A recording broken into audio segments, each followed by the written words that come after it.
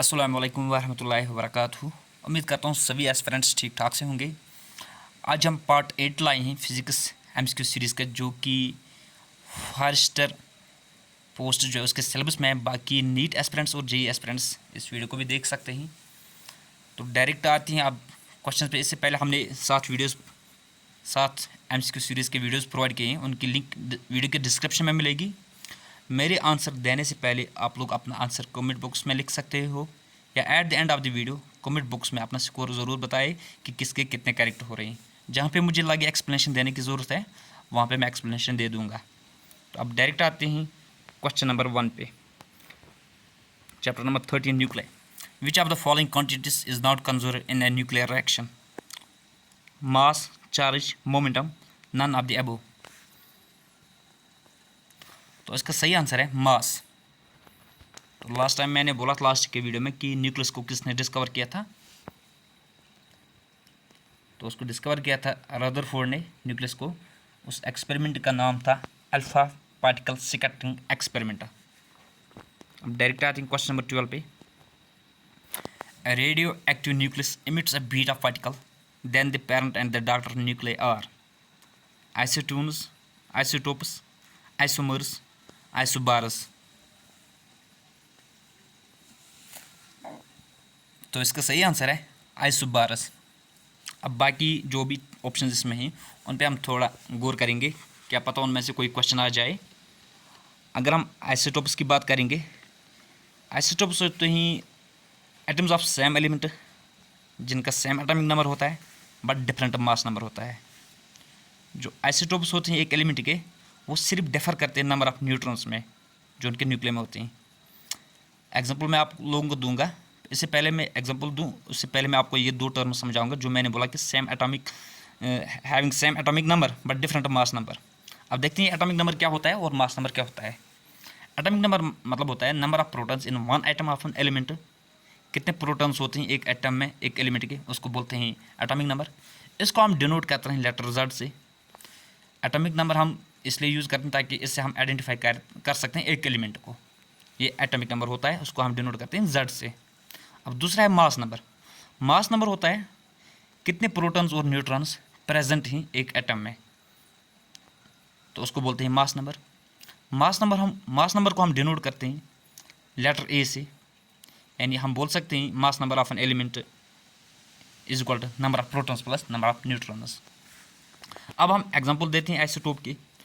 जैसे कि मैंने बोला था आइसोटोप में सेम एटॉमिक नंबर होता है बट डिफरेंट मास नंबर होता है। अगर हम क्लोरीन की बात करेंगे 35Cl17, यानी एटॉमिक नंबर दोनों का सेम है और मास नंबर सिर्फ डिफरेंट है 35 और 37। अब इसमें देखते हैं, अगर हम 35 वाले क्लोरीन की बात करेंगे, दोनों का एटॉमिक नंबर सेम है, सिर्फ मास नंबर डिफरेंट है। एक का 35 है, एक का 37 है। अगर हम इसमें देखेंगे प्रोटॉन्स किसमें इतने ही 35 वाले में और 37 वाले क्लोरीन में। 35 वाले क्लोरीन में प्रोटॉन 17 होते हैं, न्यूट्रॉन्स 18 होते हैं, इलेक्ट्रॉन्स 17 होते हैं। अब अगर 37 वाले क्लोरीन की बात करेंगे, जो 37 नंबर मास है इसका क्लोरीन का, तो उसमें प्रोटीन 17 होते हैं, न्यूट्रॉन्स 20 होते हैं, इलेक्ट्रॉन्स 17 होते हैं। ये रही इसकी एग्जांपल। उसके बाद अगर हम आइसोटोप्स ऑफ हाइड्रोजन की बात करेंगे, यानी सेम एटॉमिक नंबर, जैसे मैंने बोला कि डिफरेंट मास नंबर होते हैं। हाइड्रोजन के 3 आइसोटोप्स होते हैं, प्रोटियम, ड्यूटेरियम, ट्राइटियम।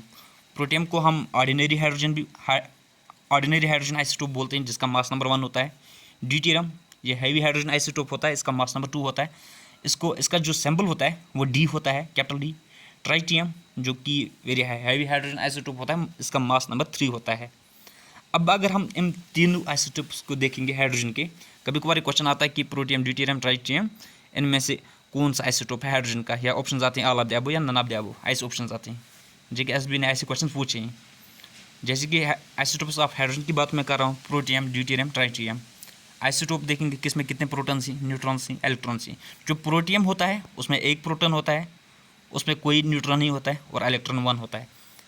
तो दूसरा है ड्यूटेरियम, उसमें प्रोटॉन 1 होता है, न्यूट्रॉन 1 होता है, इलेक्ट्रॉन 1 होता है। और जो ट्राइटियम है, जिसको हम T से डिनोट करते हैं, उसमें प्रोटॉन 1 होता है, न्यूट्रॉन्स 2 होते हैं और इलेक्ट्रॉन 1 होता है।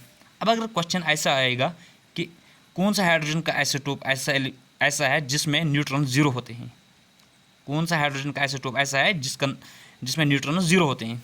तो आप लोगों को पता होना चाहिए कि उसका आंसर प्रोटियम है। या अगर ऐसा आएगा कौन सा हाइड्रोजन का आइसोटोप ऐसा है जिसमें 2 न्यूट्रॉन्स होते हैं, तो उसका आंसर है ट्राइटियम। अब डायरेक्ट आते हम अभी इसमें बाकी टर्म जैसे कि आइसोबारस, अभी मैंने बोला था आइसोबारस डिफरेंट एलिमेंट्स होते हैं जिनके डिफरेंट एटॉमिक नंबर्स होते हैं, बट इनका मास नंबर सेम होता है। मास नंबर इससे पहले भी मैंने बोला कि इसको हम लेटर डिनोट ए से करते हैं, यानी number of protons plus number of neutrons, उसको बोलते हैं मास नंबर। तो ये जो आइसोबार्स होते हैं इनमें डिफरेंट नंबर ऑफ प्रोटॉन्स होते हैं, बट जो इनका टोटल होता है वो सेम रहता है। मतलब न्यूक्लियंस का टोटल, न्यूक्लियंस हम बोलते हैं प्रोटॉन्स प्लस न्यूट्रॉन्स को हम न्यूक्लियंस बोलते हैं। अगर हम आइसोबार्स की बात करेंगे, इसमें एग्जांपल देंगे, हमारे पास आर्गन होता है जिसमें एटॉमिक नंबर 18 है, और दूसरा भी आर्गन लेंगे उसका भी एटॉमिक नंबर 18 है, मास नंबर इनका सेम है 40-40। अब अगर देखेंगे आर्गन्स में प्रोटॉन्स कितने हैं, न्यूट्रॉन्स कितने हैं, क्योंकि मैंने बोला था कि जो टोटल नंबर ऑफ न्यूक्लियंस है वो मास, यानी जिसका मास नंबर बोलते हैं, वो सेम रहता है। जैसे कि आर्गन 40 दोनों का एटॉमिक नंबर सेम है और मास नंबर भी। मैंने बोला था ये सिर्फ डिफर करते हैं प्रोटॉन्स में। अब पहले वाले में 18 प्रोटॉन्स होते हैं और न्यूट्रॉन्स 22 होते हैं। अगर हम प्रोटॉन्स प्लस न्यूट्रॉन्स करते हैं वो बनता है मास नंबर, 18 प्लस 22 होता है 40 हो गया, यानी जो इनका टोटल नंबर ऑफ न्यूक्लियंस है वो सेम रहता है। अब दूसरा मैंने बोला था आर्गन 40 और 18, यही सेम। एक वाले में 20 प्रोटॉन्स होते हैं और न्यूट्रॉन्स भी 20 होते हैं, यानी 20 + 20 = 40, यानी यहाँ पे भी मास नंबर सेम रहता है। तो आइसोबार्स सिर्फ यहाँ पे डिफरेंट होते हैं जहाँ पे इनको नंबर ऑफ प्रोटॉन्स डिफरेंट होते हैं, बस इतना याद रखना है। उसके बाद आइसोटोन्स एक टर्म है यहाँ पे। आइसोटोन्स होता है जिनमें सेम नंबर ऑफ न्यूट्रॉन्स होते हैं बट डिफरेंट न्यूक्लियर नंबर। क्यों होता है? Due to different proton number, क्योंकि प्रोटॉन्स डिफरेंट होते हैं। एग्जांपल दे रही, ऑक्सीजन जो होता है उसका एटॉमिक नंबर 8 है, मास नंबर उसका 16 है। ऐसी नाइट्रोजन की बात करेंगे, उसमें नाइट्रोजन में जो एटॉमिक नंबर है वो 7 है, मास नंबर 15 है। कार्बन की बात करेंगे, कार्बन में एटॉमिक नंबर 6 है, मास नंबर 14 है। अब अगर ऑक्सीजन, नाइट्रोजन और कार्बन की बात करेंगे, इसमें देखेंगे ऑक्सीजन में प्रोटीन्स 8 होते हैं, न्यूट्रॉन्स 8 होते हैं। नाइट्रोजन में प्रोटीन 7 होते हैं, न्यूट्रॉन्स 8 होते हैं। कार्बन में प्रोटॉन 6 होते हैं, न्यूट्रॉन्स 8 होते हैं। इसका मतलब 8, 7, 6। ऑक्सीजन में 8 प्रोटॉन्स होते हैं, नाइट्रोजन में 7 प्रोटॉन्स होते हैं और कार्बन में 6, यानी यहाँ पे सिर्फ डिफरेंट है प्रोटॉन्स, न्यूट्रॉन्स तो सेम रहते हैं। इनको बोलते हैं आइसोटोन्स। उसके बाद एक और टर्म यहाँ पे है आइसोमर्स। आइसोमर्स हम ऐसे कंपाउंड्स को बोलते हैं जो स्ट्रक्चरली के लिए हम डिफरेंट होते हैं। ये मॉलिक्यूलर फॉर्म, आइसोमर्स हम बोलते हैं उन कंपाउंड्स को जिनकी मॉलिक्यूलर फार्मूला सेम हो बट स्ट्रक्चर इनकी डिफरेंट है।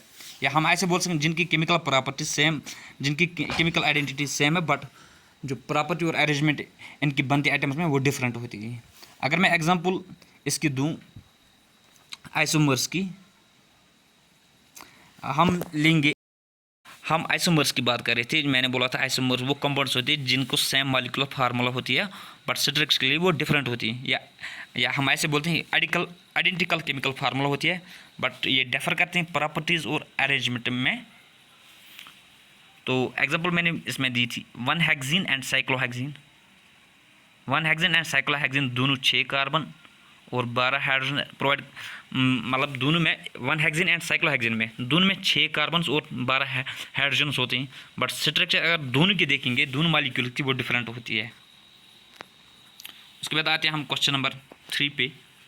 N emitted beta an electron emitted in beta radiation originates from free electrons existing in the nuclei, inner orbits of an atom, photon escaping from the nucleus, decay of a neutron in a nuclei। Question number 3 का answer है photon escaping from the nucleus, यानी option 3। Question number 4 है the light energy emitted by star is due to joining of nuclei, burning of nuclei, breaking of nuclei, reflection of solar light. तो इसका सही answer है joining of nuclei, जिसको हम बोलते हैं न्यूक्लियर फ्यूजन, FUSION। अगर ब्रेकिंग होता तो उसको बोलते हैं न्यूक्लियर फिशन। यानी क्वेश्चन नंबर 4 का आंसर है ऑप्शन फर्स्ट। क्वेश्चन नंबर 5 उसके बाद है in nuclear reaction there is conservation of energy only, mass only, mass energy and momentum. Option D है मोमेंटम ओनली। क्वेश्चन 5 का आंसर है momentum only, option D. Question number 6 है which of the following are not emitted by radioactive substances? Protons, electrons, gamma rays, helium nuclei. Question number 6 का answer है helium nuclei. Sorry, question number 6 का answer है protons. अगर हम radio active isotopes की बात करेंगे, ये दो किस्म के होते हैं, एक वो वाले जो स्टेबल होते हैं और दूसरे वो वाले जो अनस्टेबल होते हैं। जो अनस्टेबल होते हैं उनमें एक एक्स्ट्रा न्यूट्रॉन होता है न्यूक्लियस में, जिसकी वजह से वो बहुत सारे रेडिएशंस को एमिट करता है, जिनको हम बोलते हैं रेडियो एक्टिव आइसोटोप्स या रेडियो आइसोटोपस। इनकी बहुत सारी एप्लीकेशंस होती हैं, जैसे कि रेडियो आइसोटोप्स को हम यूज़ करते हैं ट्रेसर्स में, ताकि हम डिटेक्ट कर सके tumours and blood clotting human body में। थायराइड ग्लैंड के लिए इनको हम यूज़ कर सकते हैं, या जिसको गाइटर होता है उस ट्रीटमेंट में रेडियो एक्टिव आइसोटोप्स को यूज़ कर सकते हैं। इनको जिनको कैंसर होता है उनमें भी मतलब रेडियो एक्टिव आइसोटोप्स, ऐसे बोल सकते हैं radioactive isotopes are used in the treatment of cancer. Cancer की ट्रीटमेंट के लिए इनको यूज़ कर सकते हैं। अगर गैस पाइपलाइन या ऑयल पाइपलाइन या वाटर पाइपलाइन कहीं पे भी लीकेज हो, वहाँ पे रेडियो एक्टिव आइसोटोप्स को हम यूज़ कर सकते हैं। ये इनकी एप्लीकेशन है रेडियो एक्टिव आइसोटोप्स की। उसके बाद क्वेश्चन नंबर 7 है from where the gamma rays originated? The innermost shell of the nucleus, the outermost shell of the nucleus, the outermost shell of the atom. तो उसका सही answer है nucleus, यानी option सी। Question number 8 है sun's radiant energy is due to nuclear fusion, nuclear fission, photoelectric effect, radioactive decay. अभी ऊपर मैं ये क्वेश्चन बोल रहा था, क्वेश्चन नंबर 4 में मैंने बोला था, जहाँ पे मैंने बोला था जॉइनिंग ऑफ न्यूक्लियाई। तो इसका सही आंसर है nuclear fission, fusion, option first. Question number 9 है and nucleus undergoes gamma decay due to excess of neutrons, excess of protons, its excited state, large mass. Due to its excited state, यानी option C इसका answer आएगा। Question number 10 isotones have the same number of, start में मैंने बोला था जहाँ पे मैंने ऑक्सीजन, नाइट्रोजन और कार्बन की एग्जांपल दी थी, जहाँ पे मैंने बोला था इनका जो नंबर ऑफ न्यूट्रॉन्स होते हैं वो सेम रहते हैं, सिर्फ डिफर करते हैं नंबर ऑफ प्रोटॉन्स। तो इसका आंसर है न्यूट्रॉन्स, यानी isotones have the same number of neutrons but different number of protons, ये याद रख लेना। तो इसका सही आंसर आएगा option C, neutrons. Next video जो कि चैप्टर नंबर 14 से आएगा, उस चैप्टर का नाम है semiconductor electronics materials device and sample circuits. अब इसके लिए 1-2 दिन के बाद वीडियो आएगा। फिलहाल अगर आप लोगों को आज का सेशन अच्छा लगा तो वीडियो को ज़्यादा से ज़्यादा लोगों तक शेयर करें। बाकी कमेंट बॉक्स में ज़रूर बताइए कि किसके कितने कैरेक्टर बन रहे हैं।